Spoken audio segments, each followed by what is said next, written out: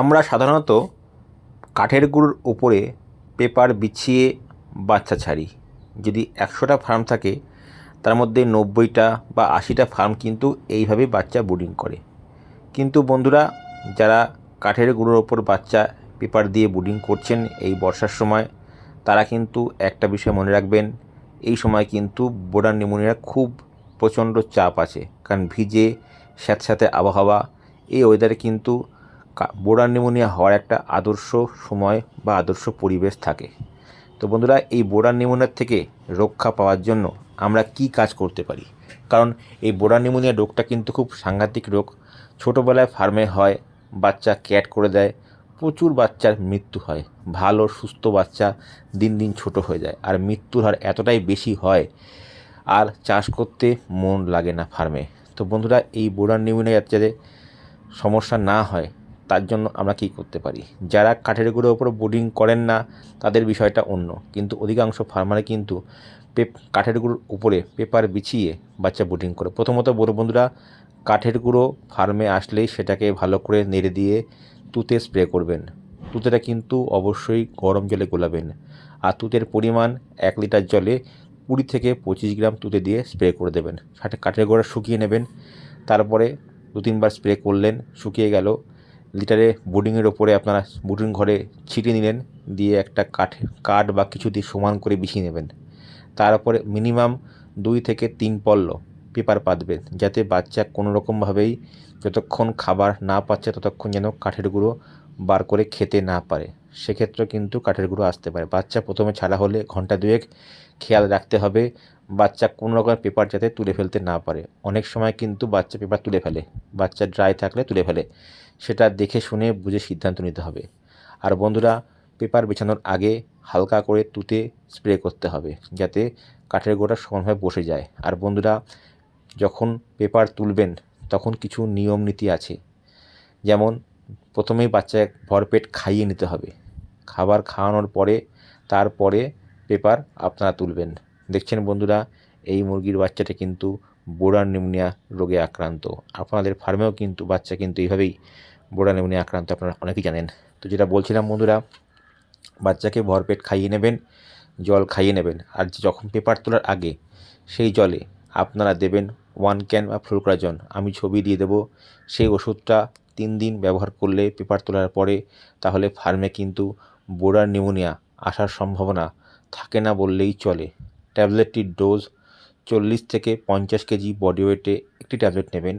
বিভিন্ন পাওয়ারের এগুলো হয়ে থাকে, তবে ২০০ পাওয়ারের ওষুধটা ভালো কাজ করে। 1 ক্যান ২০০ বা ফ্লুকোরাজন ২০০, যে কোনো একটি ওষুধ আপনারা ২০০ পাওয়ারের নেবেন এবং ঘন্টা ৪ খাবে সেরকম জলে আপনারা দেবেন। পেপার তোলার আগেই আপনারা দিয়ে দেবেন, ৩ দিন পর পর দেবেন। এই যে বন্ধুরা দেখছেন ফ্লুকোরাজন ট্যাবলেট, হ্যাঁ, বিভিন্ন কোম্পানির এটা হয়ে থাকে। এই একটা আছে, তো ১৫০ নেবেন না আপনারা, আমি ১৫০ দেখাচ্ছি। ১৫০ না পাওয়া গেলে ১৫০ নেবেন। ১৫০ নিলে ৩৫ থেকে ৩০ কেজি বডি ওয়েট একটা দেবেন, আর ২০০ পাওয়ারের পেলে ৪০ থেকে ৫০ কেজি বডি ওয়েটে একটা ট্যাবলেট দেবেন। তাহলে ফার্মে কিন্তু বোর্ডার নিউমোনিয়া আসবে না। আর বন্ধুরা, কাঠের গুঁড়ো যখন বিছাবেন অবশ্যই তুতে স্প্রে করবেন। তুতেটা কিন্তু বর্ষাকালে সপ্তাহে ২-৩ দিন, ২০-২২ দিন বয়স পর্যন্ত স্প্রে করবেন। আর বন্ধুরা, ব্রুডিংয়ে কখনোই তাল, খেজুর, নারকেল এই ৩ গাছের গুঁড়ো আপনারা ব্যবহার করবেন না, তাহলে কিন্তু 100% বোর্ডার নিউমোনিয়া হবেই। শীত, বর্ষা, গ্রীষ্ম যখনই হোক না কেন, এই ৩ গাছের কাঠের গুঁড়ো আপনারা ব্যবহার করবেন না বন্ধুরা। তাই যখনই বাচ্চা পেপারের থেকে কাঠের গুঁড়ো দেবেন, অবশ্যই যেন বাচ্চা ভরপেট খাওয়া থাকে, তাহলে কিন্তু বাচ্চা কাঠের গুঁড়ো কম হিচড়াবে, কম নাড়াচাড়া করবে, ফলে মুরগির বোর্ডার নিউমোনিয়া আসবে না। আর প্রথম দিনই আপনারা পেপার তুলে লিটারটা র্যাকিং করবেন না, অন্তত একটা দিন গ্যাপ দেবেন, তারপরে লিটার র্যাকিং করবেন। অনেকে পেপার তুলে দিয়েই সঙ্গে সঙ্গে লিটার র্যাকিং করে দেন, জল খাবার বার করে দেন। না, বার করে দেবেন না, জল খাবার রাখবেন। দরকার পড়লে যদি খুব চাপ মনে হয়, যখন তুলবেন তার থেকে ৭-৮ ঘন্টা পরে করবেন, কিন্তু তুলেই সঙ্গে সঙ্গে করবেন না। কারণ কাঠের গুঁড়ো যখন তুলবেন, ভুল বললাম, যখন পেপার তুলবেন তখন কাঠের গুঁড়ো মুরগির বাচ্চার কাছে নতুন জিনিস, সেই নতুন জিনিস তারা আকৃষ্ট হবে। আকৃষ্ট হলে আগ্রহ হ্যাঁচড়াবে। আপনারা খেয়াল করে দেখবেন, পেপার তোলার পরে বাচ্চা কিন্তু কাঠের গুঁড়ো হাঁচড়ায়, সেটা কিন্তু করতে দেবেন না। বাচ্চাকে ভরপেট খাইয়েই কাঠের গুঁড়ো তুলবেন। আর বন্ধুরা, এই 1 ক্যান ট্যাবলেটটি খুবই ভালো, আর তুতে কিন্তু স্প্রে করবেন। এখন যেহেতু বর্ষাকাল, তাই কাঠের গুঁড়োতে তুতে স্প্রে করলেও কিন্তু খাওয়ানো যাবে না। খাওয়ালে কিন্তু সেক্ষেত্রে আইবিএস বা কিডনির সমস্যা বাড়বে। তুতে এক প্রকারের বিষ। আর যদি খুব আপনার খাওয়াতে ইচ্ছা হয় তাহলে আপনারা 5 দিন থেকে 8 দিন বয়সের মধ্যেই সারা রাত্রে তুতে ভিনেগার খাওয়াবেন আর সকালে লিভার দেবেন। তার উপরে বয়স হয়ে গেলে লিভার ব্যবহার করবেন না। 5 দিন থেকে 8 দিনের মধ্যেই তুতে ভিনেগার যদি খাওয়ানোর ইচ্ছা হয় খাওয়াবেন, তারপরে কিন্তু খাওয়াবেন না বন্ধুরা। আর যারা ধানের চিটে, বিচালি বা তুষের ওপরে ব্রুডিং করেন তাদের বিষয়টা অন্য, তারা না খাওয়ালেও হবে, কিন্তু প্রিভেনশন হিসাবে বর্ষাকালটায় আপনারা খাওয়াতে পারেন। বন্ধুরা, যেখানে যে জিনিসটা সহজে কম পয়সায় পাওয়া যায় সেই জিনিসটা মুরগি চাষের ক্ষেত্রে ব্যবহার করতে হবে। সব জায়গায় ধানের কুড়ো, সব জায়গায় ধানের চিটে, সব জায়গায় বিচুলি সস্তা হবে তা নয়। ভিডিওটা বহু মানুষ দেখেন, অনেক জায়গার লোক দেখেন। যাদের যেখানে সহজে যেটা পাওয়া যাবে আপনারা সেটা ব্যবহার করবেন।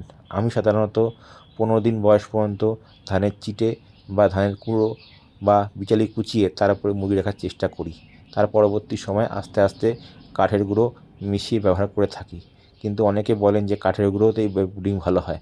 হ্যাঁ বন্ধুরা, যদি আপনাদের অভিজ্ঞতা থাকে, আপনার সেরকম জ্ঞান থাকে, তাহলে আপনার নিশ্চয়ই ভালো হবে। সবাই সব কিছু জানবে, সবাই সব কিছু বুঝবে সেটা সম্ভব হতে পারে না। প্রত্যেকের মুরগির চাষ করার ধরন বা পদ্ধতি আলাদা। বেসিক নিয়মটা একই, কিন্তু প্রত্যেকের এই জন্যই প্রত্যেকের ঘরে মুরগি সমান হয় না। কারো ঘরে মুরগি খুব ভালো হয়, কারো ঘরে মুরগি খুব খারাপ হয়। সম্পূর্ণটা মেনটেন্যান্সের ওপর, নিজের ওপরে। তো এখানে বন্ধুরা বাচ্চা কিন্তু ধানের কুড়োর ওপরে আছে। দেখতে পাচ্ছেন বাচ্চার বডি স্ট্রাকচার কেমন আছে না আছে। ধানের কুড়ো বর্ষাকালটায় ভালো। যারা মাছ চাষ করেন তাদের ক্ষেত্রে ধানের কুড়োটা খুব লাভবান হবে, কারণ এই ধানের কুড়োটা যদি পুকুরে দেন আপনার মাছের খাদ্য হিসাবে এক্সট্রা হয়ে যাবে। সেক্ষেত্রে আপনাকে মাছের খাদ্য দিতে হবে না। তো মুরগির চাষ এবং মাছের চাষ দুটো একসাথে হয়ে যাবে কম খরচে। মুরগি অবশ্যই ভালো। ধানের কুড়োটা শুকনো থাকে তো এতে কোনো রকম ফাঙ্গাস কিছু থাকে না, কারণটা সিদ্ধ করা ধানটা হয়, সিদ্ধ করে ভাঙানো হয়, তার ফলে কোনো রকম রোগ জীবাণু ফাঙ্গাস থাকতে পারে না। আমরা সাধারণত ধানের কুড়োর ওপরেই 15 দিন পর্যন্ত রাখার চেষ্টা করি। অবস্থা খুব খারাপ হয়ে গেলে তখন 12-13 দিনে কাঠের গুঁড়ো মিশিয়ে দিই। আর বন্ধুরা, যারা কাঠের গুঁড়োতে পেপার বিছিয়ে ব্রুডিং করছেন তারা কিন্তু পেপার তুলে মনে করে অবশ্যই 1 ক্যান বা ফ্লুকোনাজল 200 বা 150 যেটা মনে হয় দেবেন।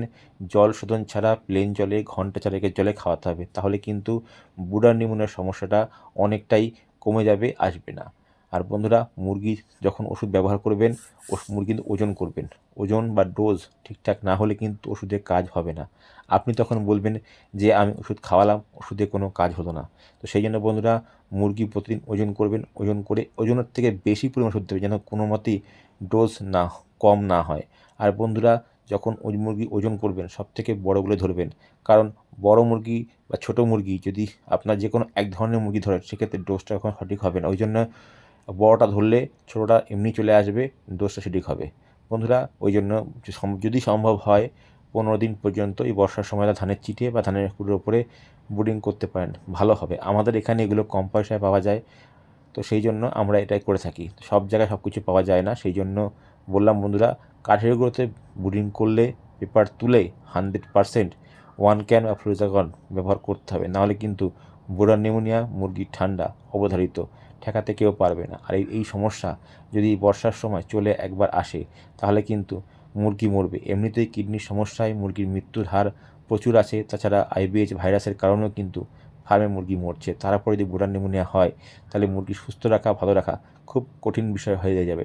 তখন মুরগি ফার্মে নেওয়া হবে, লোকজন দেখবে কাজ করছি, কিন্তু লটের শেষে হাতে কিছুই পাবো না। বর্ষার সময় এমনিতেই খরচ বেশি, তারপরে যদি আরও মুরগি মরে যায় তাহলে আরোই সমস্যার সম্মুখীন, তখন কিছু করার থাকবে না। ওই জন্য বন্ধুরা, কাঠের গুঁড়ো ব্যবহার করলে কাঠের গুঁড়োতে ভালো করে তুতে স্প্রে করে নেবেন, ফরমালিন স্প্রে করে নেবেন, নিয়ে ব্রুডিংয়ে ব্যবহার করবেন।